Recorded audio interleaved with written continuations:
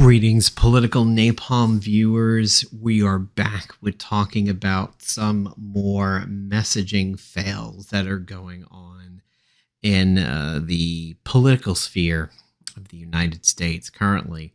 And this video is going to start off a little bit different, as we typically attack the right for their propaganda and their BS and how they like to twist things and edit it and clip it to set context, or they deliberately leave out context so that they can imply a certain amount of context, or you are led to infer a certain amount of context. Today, we are actually going to start off by talking about something that seems to have infested pretty much the left. And we're going to start off by talking about Dwayne "The Rock" Johnson. If you haven't been keeping up with some of the social media stories over the weekend, The Rock has talked about publicly endorsing a candidate. And he went on an interview with Will Cain, who was associated to Fox News, and this was prior to the WrestleMania events that were happening Saturday and Sunday in Philadelphia. To set a little bit of context so that you have all the facts, the WWE and the UFC are now together as a joint venture called TKO. TKO has The Rock, or Dwayne, as a board member. So the stakes are a little bit different here in 2024 than they were in 2020. In 2020, Dwayne Johnson was Dwayne Johnson, the actor, and The Rock, the WWE personality. Now in 24, he is Dwayne Johnson, the board member of TKO Holdings, which is a joint venture between the WWE and the UFC. To further set some background context, in case you don't know about this, the WWE has had a policy of how their employees act when out in public, and have been known to take censorship-styled steps. I wouldn't really call it censorship. I would call it a little bit FAFO, or a little bit consequence culture. They have taken actions against their employees in the past for how they are portraying themselves publicly when not doing active work for the WWE, like The Rock being in the ring. One such case, I happened to catch a video on this earlier on Sunday, not related to any of this. It was just a video of like top 10 people who are never coming back to the WWE, like Colt Cabana, people like that. Well, one of them was for this female wrestler who was part of the Rosebuds, which was a stable for, I think his name was Adam Rose, several years ago. He would come on with like party people, dancers, almost like a rave-esque crowd would follow him places, setting kind of a good dancey hype vibe. And she was one of the Rosebuds. A lot of tattoos across her chest, cleavage, onto her arms and everything. I forget her name. She's a dark-haired lady. People dug up that in her past on Twitter, she showed some artwork of a bunny with a Hitler mustache and doing the one-armed Hitler salute and commenting on it in kind of a positive way. And had some essentially like Nazi imagery on her Twitter. And then when confronted about it, she was like, geez, man, the Nazi symbol's about life, and it's been around for a long time. The Nazis just co-opted it and, take a chill pill. And the WWE was like, no. And they fired her for it. So that's how the WWE side of this operates and how they've operated in the past. Meanwhile, the UFC side is kind of the polar opposite. Dana White has been seen basically arm in arm with Trump at a lot of events, especially ones down in Miami. Kid Rock has been with him. Uh, Dana White has had essentially what looks like MAGA bodyguards like Trump and Kid Rock at a lot of events. Again, especially in the South. I mean, Miami's, a skip away from Mar-a-Lago. Trump in the UFC arenas, and I don't mean arenas in the physical way. I mean arenas as in the figurative sense. When it comes to UFC, Trump does tend to get a reasonable crowd pop. There are some locations where he goes where it's about 50-50 boos and cheers. But anytime the tie is broken, it does actually go to Trump. And I have to admit that there are places he goes where the cheers outweigh the jeers. So UFC also has Colby Covington, who is a ridiculous pro-MAGA, pro-Trump type person who wears the red hats, constantly praises Trump, talks to him through the cage if Trump's in the audience and everything. And when Colby lost recently, it's kind of really hysterical because Trump can be seen waddling his way up the stairs of the arena, ignoring the fact that his boy Colby is basically crying in the ring, losing, and just basically doing a "Yo Adrian," except it's "Yo Trump," and Trump is completely ignoring him and hauling ass as best as Trump could haul that out of the arena, and he's ignoring Colby over there. So Dana White has very famously said he is not into censoring his people in any way, shape, or form. He's not into telling them you need to tone it down. Like an interviewer was like, have you ever, had discussions with UFC people about toning down what they say? He's like, no, why would I do that? That's the stupidest thing ever. Many people say some crazy things when they win or lose. Like during their post-match interviews, people have said some nutty things. Dana doesn't care. So that is the context of both sides of TKO holding. You have the WWE, which seems to be a little bit more conservative in its freedom of speech for its people, whereas UFC is sort of like a blanket pardon. Like, whatever you want to say, that's okay. Say it. We don't care. And, oh, by the way, when Trump used to be involved in the WWE back in the WWF days, when he was good pals with Vince McMahon, he was doing that haircut angle. And Trump has had some associations with Linda McMahon since then. It has been pointed out that in that era of Trump and the WWF, it still can be seen, even back then, that Trump was wearing his diapers, as Noel Kessler likes to point out. And there is a rather famous story that goes around, never proven this either way, that Trump called Linda McMahon during the Vince blowing up in the limo spot happened. And Trump was like, Linda, is Vince okay? Because he was too stupid to realize what is real, what is kayfabe, what is work, all of that stuff. So people on the left have been upset, believing that The Rock has said that he regrets endorsing Biden and doesn't want to do that again. This is not actually the case. The Rock is telling Will over here, I endorsed Biden in 2020 because I believe we needed a change. I voted for that change, and I realized quickly afterwards I became part of the divisiveness of American politics. I became part of that division in American politics where there is one side of the Grand Canyon and then there is the other.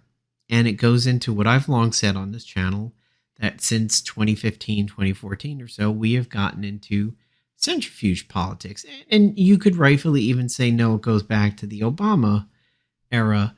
And that might also very much be true. I would not argue that. But for, maybe a decade plus now, American politics has been centrifuge politics, where so little is near the center spindle and everything is run out and spun out to the sides, whether it's far left or far right. It's the graviton ride from when you were a kid. The faster it goes, the more you get pushed to a side. And we definitely saw it in 16 and 20. We're seeing it again in 24. So what The Rock is actually saying when you watch the full section of the interview, you don't have to watch 50 minutes, literally about 2 or 3.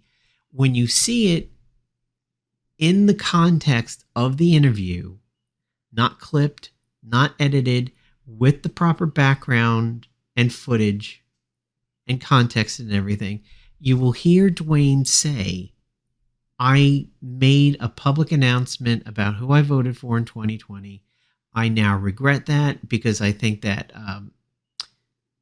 exploded in a way, whether it's good or bad, pro-Biden people happy, pro-Trump people really upset. He doesn't want to do that again because he doesn't want to give in to that division in the United States. And I would say, parentheses, hidden text, I am now on the board of TKO Holdings.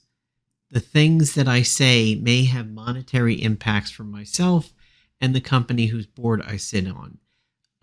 You could say he should still be voting for Trump if he did it in Biden. If he did it in 2020 and he has daughters and he has women that he needs to look after and their rights are on the line, he still may vote Biden if that's where his conscience lays. He may decide to vote Trump because people have pointed out he's been a Republican in the past. I think he got invited to a CPAC. He now makes a lot of money, and Trump has been out there publicly saying he wants to give tax breaks to the rich again, thereby screwing over the lower class and the middle class, but feeding into people who make the kind of money that The Rock does. Watch The Rock in this segment over here and listen to what he actually says he did and what he plans to do and what the subtext is of why he's doing this. Ago. That's right. And you made a very big point. You said, I've never done this before. I've never endorsed a political candidate. That's and right. you endorsed Kamala Harris and Joe Biden. And I'm being real with you, and you're being real with me. Sure. A lot of people on Fox watching us, you and I talk right now, remember that and wonder about that. So how do you feel now in retrospect with that endorsement? In what way? Are you happy that you made that endorsement in 2020? Are you happy with the state of America? Am I happy with the state of America right now? Well, that answer is no. Do I believe we're going to get better? I believe in that. I'm an optimistic guy, and I believe we can get better. The endorsement that I made years ago with Biden was one I thought was the best decision for me at that time. And I thought back then, when we talk about, hey, I'm in this position where I have some influence, and it's my job then. I felt like that then. It's my job now to exercise my influence and share with this is who I'm going to endorse. Am I going to do that again this year? That answer is no. I'm not going to do that because what I realized, and I didn't realize it back then, Will, but I realize it today. And back then, just like I am today, very lucky, I was then the most followed American man in the world, and I am today the most followed American man in the world, and I appreciate that. But I also realized that what that caused back then was something that tears me up in my guts back then and now, which is division. And that got me. And I didn't realize it then. I just thought, hey, our country feels like there's a lot of unrest. It feels like I would like things to calm down. Maybe we need a change. This is what I'm going to do, and this is who I'm going to endorse. The takeaway after that, months and months and months, I started to realize, like, oh man, that caused an incredible amount of division in our country. So I realize now going into this election, I'm not going to do that. I wouldn't do that because my goal is to bring our country together. I believe in that in my DNA. So in the spirit of that. There you have it, folks. He's not regretting voting for Biden. He's regretting making a public proclamation as to who he's voting for. He does, and he just said it. He didn't say, I don't want to vote for Biden in 24. He didn't say, I want to vote for Trump in 24. He said, I don't want to talk about it because it feeds the division. What can we now infer from The Rock? Will he not vote? Yes, that's a possibility. Will he vote for Trump? Possibility.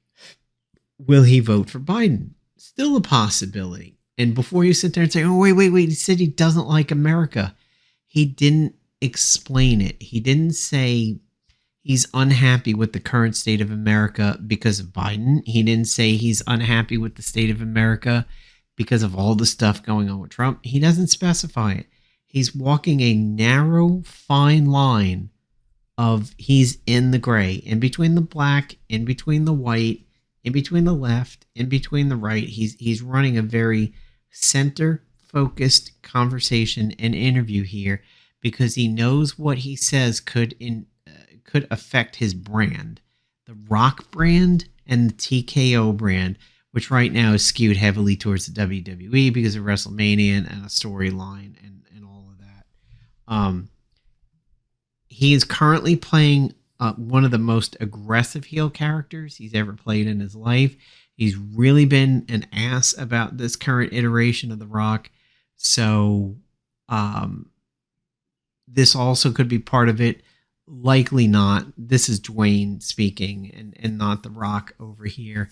And if he wanted to go for a true heel persona, he would go the way of Colby. But I believe he's trying to say, I'm not publicly saying who I'm endorsing because it feeds into the division. That's it. I think the left needs to chill the hell out and stop saying things like, we lost The Rock, we lost The Rock. First of all, the left still has Stone Cold Steve Austin. That's huge. And also listen to what Dwayne actually says here. And you need to also realize what is at stake. This isn't Ivana holding up the can of Goya anymore, or New Radicals doing Get What You Give for the inauguration and everything. He's saying, I'm running the middle of the speed bump, and that's it. I'm not talking about whether I fall left or right. So more continued propaganda that we need to talk about and everything that's been occurring over the weekend. There's been a lot of narratives that are getting recycled. In the last video, we dealt with some, like the Jesse Morgan story and a couple other things that are just being recycled. The Ashli Biden diary and all of that.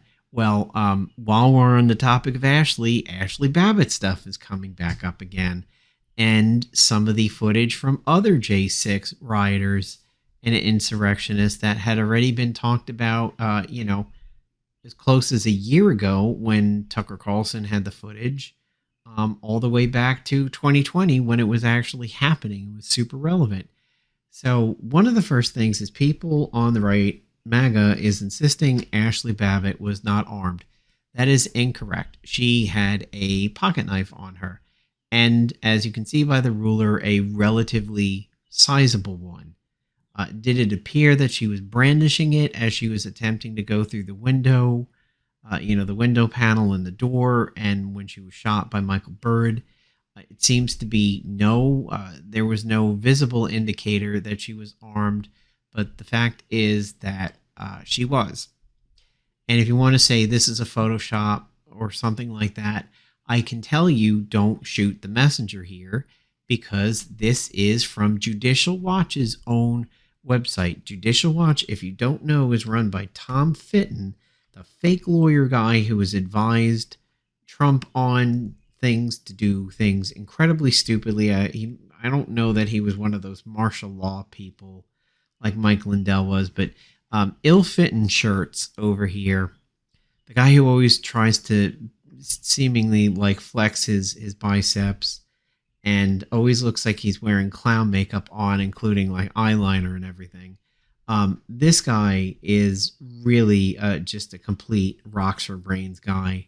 And it's scary that he can bend Trump's ear, but this is his own website, Judicial Watch, that does those FOIA requests to get information and everything. It's on his website, the picture of her having a knife. And here is the evidence log that she had a Paraforce folding knife, and it was in her pocket, a coral-colored iPhone. And, this is what they did. They inspected Bird's weapon, 40 caliber cartridge, and everything, the Glock magazine. So this is a legal document here talking about what the evidence was with Ashli and the shooter, Michael Bird. And another angle of the knife, there it is, Paraforce. You can see the handle and the blade. Whether or not you think, okay, that's like a box cutter, man, political napalm, I've used that at my job to cut open cardboard boxes. It doesn't matter. Okay. As you can see, it's 4 inches that way. And then we have another 3.5 or so this way. So tip to bottom of the hilt, it is a 7-inch knife. We've got about a 3.5-inch blade, 3-inch blade over here. It is a weapon. No matter what you classify this is, it is a weapon. She was in fact armed. Was she branding it? Was she waving it and everything like that?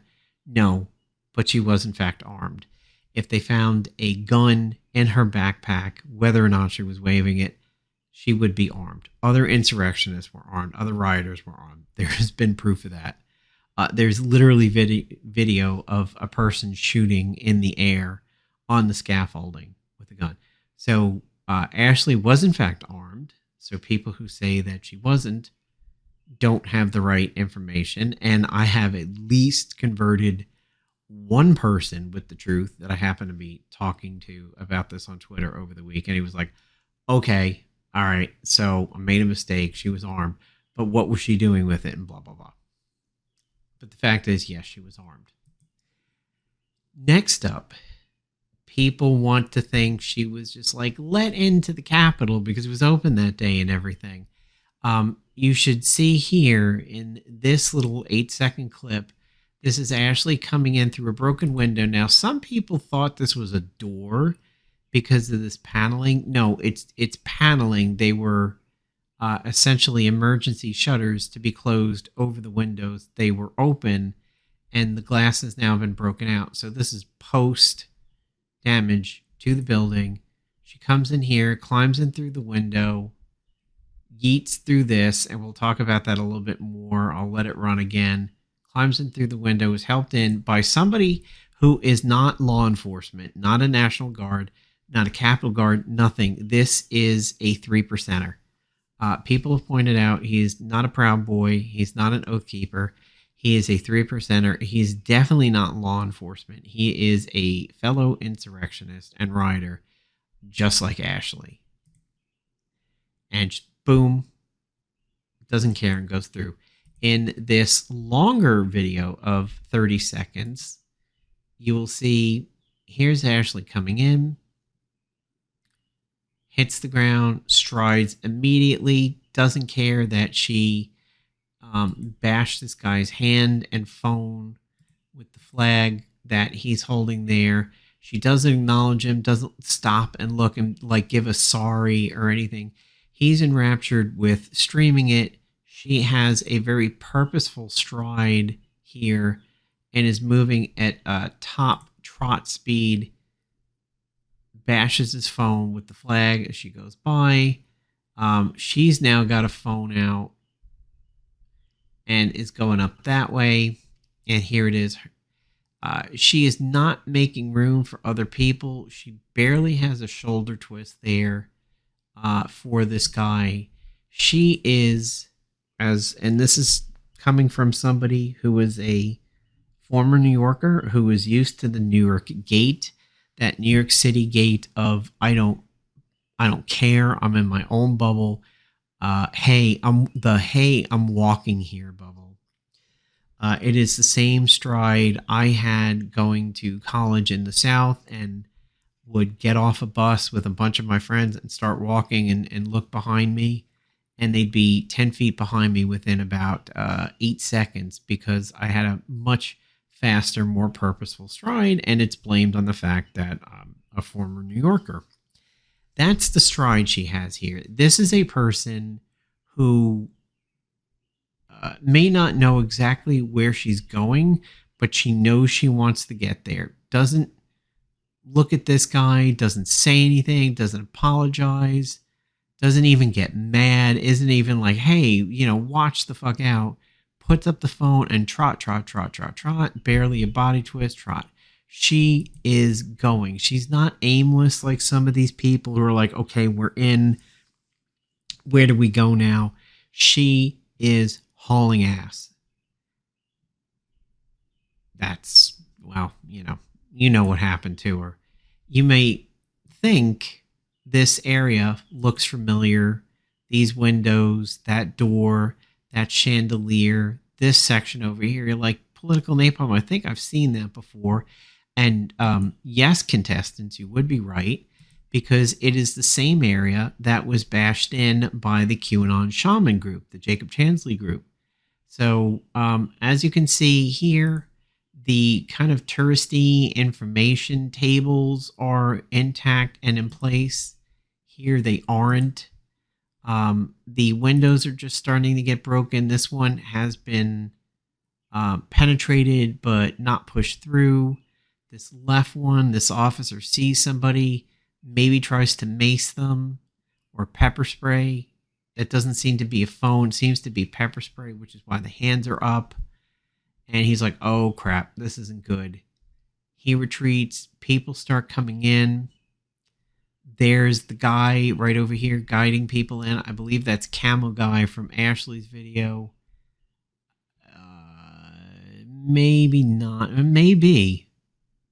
No, I think that is. I think that is the person who lets her in. Yep, over there. That's him. Not a Fed, not law enforcement. That is bring your work badge to the insurrection guy. He is one of the people known as the Notorious Three. We had QAnon Shaman, the yellow shirt guy, and the red hat, blue hoodie guy. That's him. This is the guy who was busted because he had his work badge on a lanyard around his neck. That's this guy right here. This initial wave is what caused Congress to halt. And this is why everybody was guilty of felony obstruction of a legal proceeding, because this forced an evacuation. So all these people right here were the initial wave and the cause of it all. Anybody who stepped foot on that floor is guilty of felony obstruction, but that is the initial push that allowed people to get in. And there, again, there's the paneling, there's the door. These are magnetic doors. These are the windows that were kicked in and everything. So Ashli came in through the path that the Jacob Chansley front line created. The other narrative that is going on, aside from Ashli not being armed to being let in, some people think she was not the first person through. This is in the last moments. This is the door that had a bunch of glass paneling, safety glass paneling. On the other side of this cracked glass is a snarl of chairs and tables. It was a barricade to protect the members of Congress who were evacuating in the hallway back over there. You can see the guys using a helmet to try and bash it in. This window is severely compromised. They're trying to bash the one to the right of it. Kick, kick, kick. Wait, hold up. He just peels it down like a screen protector. Just peels the glass off. Throws it down. And as you can see, nobody has gone through yet. I mean, that literally, it's 16 seconds. That window just came down. That one just came down too. Some hands go up like, hey, take it easy. Wait. And then there's Ashli right there being hoisted up and pushed through. She is the first one to attempt to go through. Nobody made it through at this point. She's not second. She's not third. She is first. And she is the first attempter after the glass had been cleared. And that's where I'm going to stop it here. You know what happens after this. as you can see, anybody who would have attempted to have gotten through would have been stuck like a porcupine on these chair legs and everything, especially in this section. Ashli was the first to go through. That is why she was the one who Michael Bird encountered. Simple as that. Also, this narrative has been going around a little bit. This is the infamous Kevin Lyons vape guy. This is the guy that people said flashed a FBI badge to a few people, and on the way out, none of these people are law enforcement down over here. This guy likes to think that somebody in the bottom part of this frame is law enforcement, and red hat guy over here who's zipping up that he circles flashes a badge, and he's like, all right, I'm out of here. And I'm like, okay, you go ahead, FBI Fed person. No, that was a vape pen. He was holding up his hands, either potentially waving to somebody or just showing that he had a vape pen. And there is no sign of actual law enforcement in the bottom of the video. There is some up there, and somebody is going to be walking away with some bright safety vest colors. That guy. This guy at the corner seems to be law enforcement. This guy is not. He's not a Fed. He's not law enforcement. He is Kevin Lyons, who has been arrested and charged and is spending 4 years in jail, now about 3 years in jail. And his name is Kevin Lyons. And that's this guy right here. See, we will wind it back. There it is. Red hat, green hoodie, blue jacket, red hat, green hoodie, blue jacket, took the Nancy Pelosi picture. It was a vape pen. This guy is not a Fed, and he's spending 4 years in jail. Why would somebody who was faking this or an instigator be spending 4 years in jail? And the judge said, it's funny you called the cops Nazis because what you did was one of the most fascist things I've ever seen in my life. So he's been admonished by the judge. He's in jail, got about another 3 years to go or so, admitted that he was there, took a souvenir, not a badge, vape pen. So, again, I cannot believe here we are again talking about some of this J6 stuff, talking about Ashli Babbit again, talking about people like Vape Pen Guy, and who, how did people actually get in, where they waved in, all that other stuff. It's crazy that we are running recycled narratives from, 3.5 years ago.